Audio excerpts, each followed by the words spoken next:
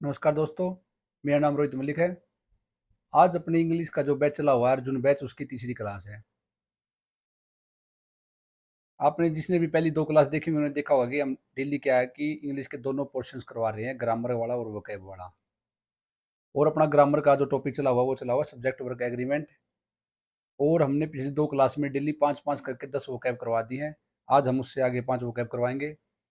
जिस भी साथी ने पहली वाली क्लास नहीं देखी है, वो जो ऊपर कॉर्नर में आई वो बटन आ रहा है उस पर क्लिक करके पहली क्लास देख लें, क्योंकि सभी क्लासेस जो वो एक दूसरे से लिंक्ड हैं।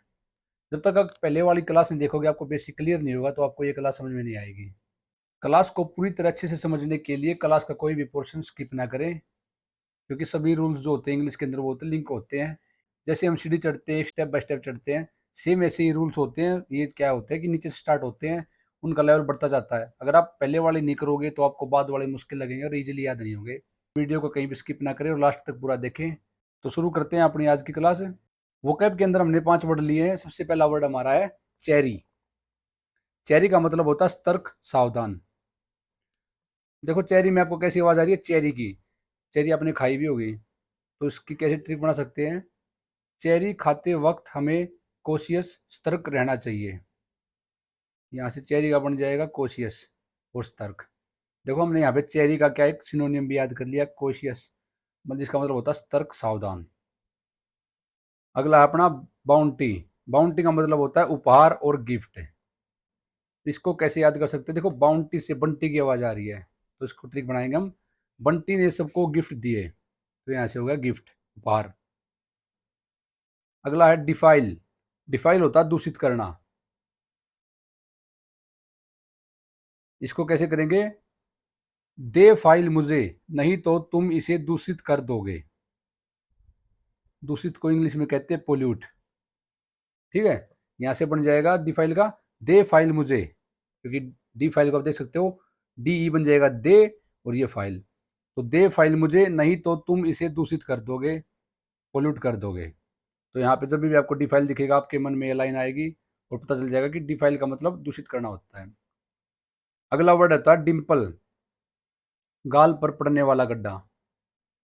इसकी ट्रिक बनाएंगे हम। डिम्पल, गाल पर पड़ने वाला गड्ढा। डिम्पल के दोनों गाल पर गड्ढा है, यहाँ से हो जाएगा गड्ढा, डिम्पल। लास्ट वर्ड आज का बियरिंग। बियरिंग होता है संबंध, रिलेशन। बियरिंग को कैसे कर सकते हैं, बियर प्लस रिंग। दो वर्ड आ रहे हैं ना यहाँ पे, बियर प्लस रिंग। कैसे लिखेंगे, बियर का रिंग के साथ क्या संबंध है। बियरिंग हो गया संबंध और रिलेशन, ये अपनी ट्रिक होगी, बियर का रिंग के साथ क्या संबंध है। वीडियो खत्म होने के बाद आपको इसके नोट्स मिल जाएंगे जो हम आज काम कराएंगे टेलीग्राम चैनल के ऊपर। जिसने फॉलो नहीं किया वहां से फॉलो कर लो। तो आपको क्या करना, डेली वाला काम अपने नोट्स के अंदर लिखना है। इससे क्या होगा कि आप लिखोगे तो आपको, एक लिखने से क्या होता है अच्छे से याद होती है चीज़ें।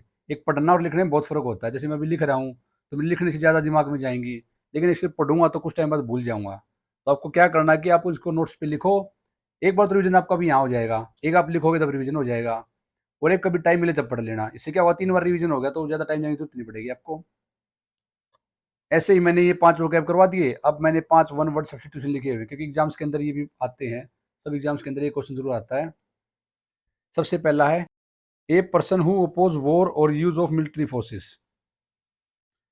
कोई व्यक्ति जो युद्ध को टालता हो या जो मिलिट्री फोर्स है उनका यूज करने से मना करता है, उसको क्या कहा जाता है, पैसिफिस्ट। पैसिफिस्ट होता है शांतिवादी। या नाम से ही पता चल रहा है कि शांति, शांति वाला लोग तो वैसे लड़ाई नहीं करेगा। ठीक है, तो शांतिवादी हो जाएगा। अगला है अपना several abusive writing in journal. मतलब जर्नल कोई भी पत्रिका हुई, कुछ भी होया जो प्रिंट होती हैं, उसके अंदर किसी को बदनाम करने के लिए कुछ लिखना, उसको कहा जाता है स्क्रूलियस, मतलब कि अपमानजनक। तीसरा है अपना कॉल अपॉन गॉड और एनी अदर पावर और हेल्प और प्रोटेक्शन। मतलब किसी को याद करना, वो कोई भी हो सकता है, भगवान हो या कोई और हो, कोई शक्ति हो, मदद करने के लिए, रक्षा करने के लिए, उसको क्या कहा जाता है, इनवोकेशन। इनवोकेशन मतलब आह्वान करना। जैसे हम खड़े होकर आह्वान करें, भगवान आ जा हमें बचा ले, या फिर किसी को आमंत्रण देना, किसी भी ताकतवर इंसान को, इस टाइप से याद कर सकते हो। चौथा है अपना आज का fear of being enclosed in A small close space, मतलब कि किसी छोटे स्पेस के अंदर बंद होने का डर। क्या होता है कि आपने पढ़े भी होंगे, बहुत सारे फोबिया होते हैं। किसी को किसी चीज़ से डर लगता है, किसी को ऊंचाई से लगता है, किसी को पानी से लगता है, जैसे पानी वाले को हाइड्रोफोबिया कहा जाता है।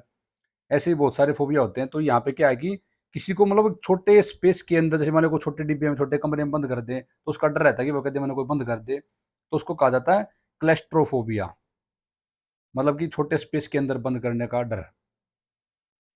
लास्ट है अपना आज का, one who has became dependent और समथिंग और ड्रग इज, मतलब कि कोई ऐसा जो किसी चीज के ऊपर निर्भर है। वो कुछ भी हो सकता है, ड्रग्स हो, दारू हो, पानी हो, कोल्ड ड्रिंक हो, तो उसे क्या कहा जाता है? अडिक्ट। अडिक्ट होता है आदि, मतलब किसी चीज का आदि हो जाए जिस बिना उस पर रह नहीं जावे। कुछ भी उसका है, गाने उसका है, मूवी उसका है। तो ये अपना वो कैब पोर्शन हो गया जिसके अंदर हमने 5 वो कैब कर ली, 5 वन वर्ड कर लिए। अब क्या है कि दोस्तों, ईडीएम फ्रेज में थोड़ा टाइम लग जाता है, तो मैं क्या करूँगा, ईडीएम फ्रेज की डेली आपको 5 की एक पीडीएफ प्रोवाइड करवा दूंगा टेक्निकल चैनल के ऊपर। ये है अपना ग्रामर पोर्शन। जिन साथियों ने पहले वाली रेगुलर क्लास लगाई होंगी, अपनी 2 क्लास हैं, आज तीसरी क्लास होगी है स्टार्ट है। जिन साथियों ने पहली 2 क्लास अपनी देखी होंगी, जो अपना अर्जुन बैच चला हुआ है, तो उन्होंने देखा होगा कि ग्रामर के अंदर अपना टॉपिक चला हुआ है सब्जेक्ट वर्ग एग्रीमेंट, और इसके अंदर हमने 8 रूल कर लिए, उनसे रिलेटेड एग्जाम्पल भी किए वहाँ पे।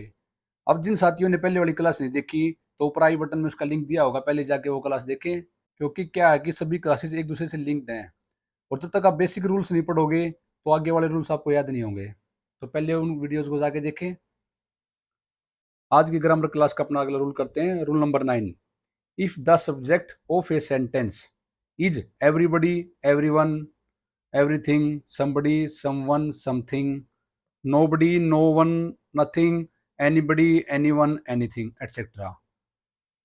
देन वर्ब ऑलवेज सिंगुलर, मतलब ये क्या कहना चाह रहा है कि अगर किसी सेंटेंस का जो सब्जेक्ट है वो इनमें से कुछ भी हो ना, तो वर्ब हमेशा सिंगुलर आएगी। आंख मीच के सिंगुलर लगा दियो। ये वो उसका है कि मतलब ये सारे वर्ड ने सोचा हुआ कैसे याद करेंगे, तो कैसे याद कर सकते हो आप? देखो, एवरी लिख लो, सम, एनी और नो, मतलब 4 वर्ड तो कॉमन है, तो याद हो जाएंगे। इनके साथ कुछ भी जुड़ रहा हो, बॉडी जुड़ रहा हो, वन जुड़ रहा हो, थिंग जुड़ रहा हो, ठीक है, तो जो वर्ब आएगी वो सिंगुलर आएगी। ऐसे ही याद हो जाएगा आपको, ऐसे याद कर लियो। 4 वर्ड इनके साथ कुछ भी आ जाओ, बॉडी आ जाओ, वन आ जा, थिंग आ जा, तो वर्ब हमेशा सिंगुलर आएगी। एग्जाम्पल कर लेते हैं। Everybody dash that the sun is star, sun is a star. Everybody dash that the sun is a star, तो ऑप्शन दिए हुए हैं नो और नोज। और देखो हमने पढ़ा था कि अगर सब्जेक्ट ये आ जाए तो वर्ब हमेशा सिंगुलर आएगी। सब्जेक्ट अपनाया गया तो वर्ब क्या सिंगुलर आएगी। इनमें सिंगुलर वर्ब कौन सी है, नो या नोज? अब एस देख कर बहुत सारी मत सोचना कि वैसे लग रहा है तो प्लूरल होगी ना। इंग्लिश के अंदर क्या होता है कि जिसके पीछे एस या ई एस लगा होता है ना, वो सिंगुलर वर्ब होती है। ये जब टेंस भी करवाएंगे, वर्ब करवाएंगे, तो आपको अच्छे से बताया जाएगा। तो अपनी सिंगुलर वर्ब हो जाएगी नोज, तो यहाँ पे आ जाएगा नोज। अगला एग्जाम्पल है, someone among his friends dash singing.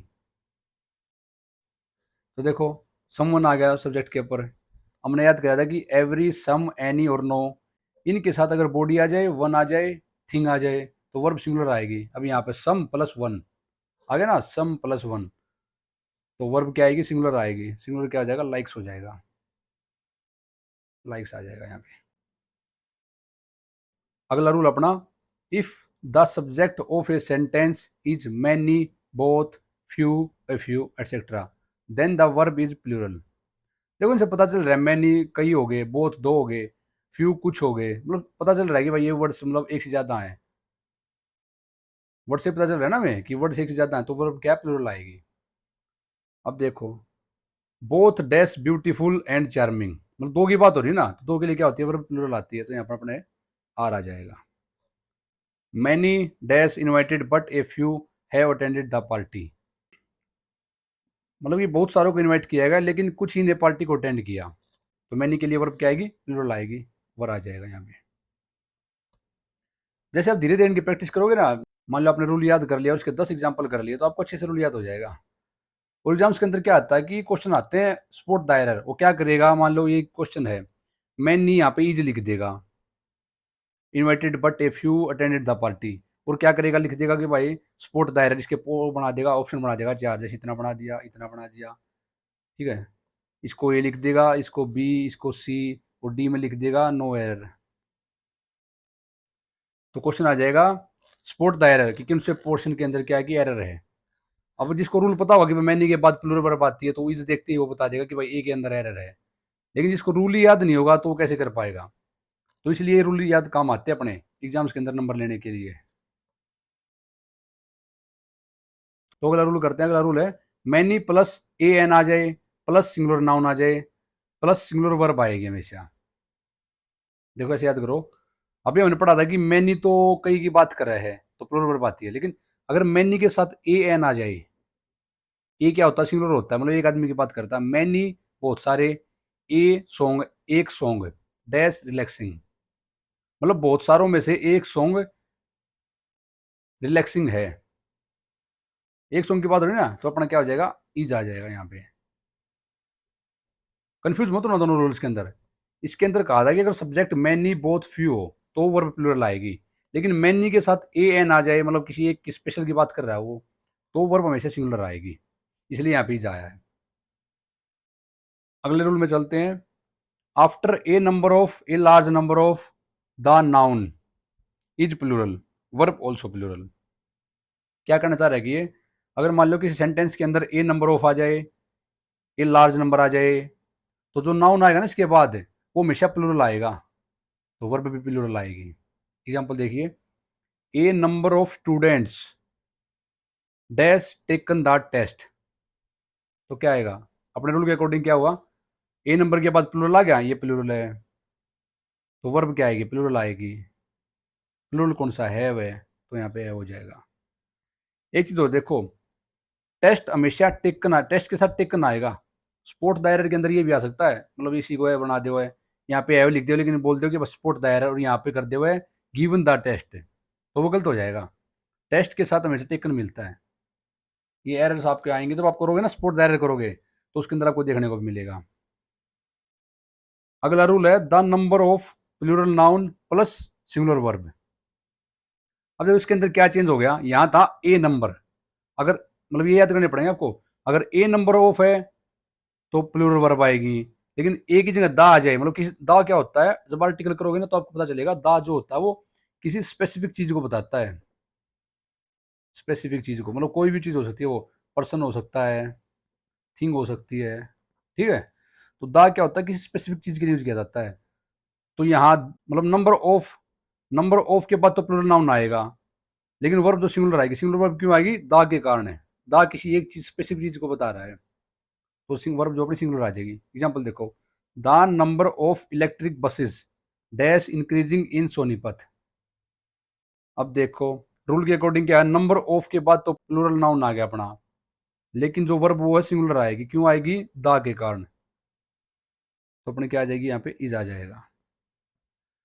तो दोस्तों ये अपनी आज की ग्रामर के हमने कुछ रूल्स किए हैं।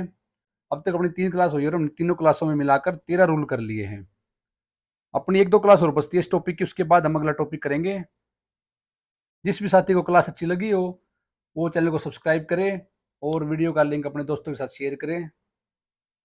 और जिसको भी आज की जो अपनी क्लास हुई है, जैसे हमने जो आज वो कैब करी है, वन वर्ड सब्स्टिट्यूशन किए हैं, या फिर ग्रामर की है, इसकी या जिसको भी पीडीएफ चाहिए है तो वो टेलीग्राम का लिंक दिया हुआ डिस्क्रिप्शन के अंदर, वहाँ पे उसको फॉलो करके टेलीग्राम के अंदर से पीडीएफ ले सकते हैं।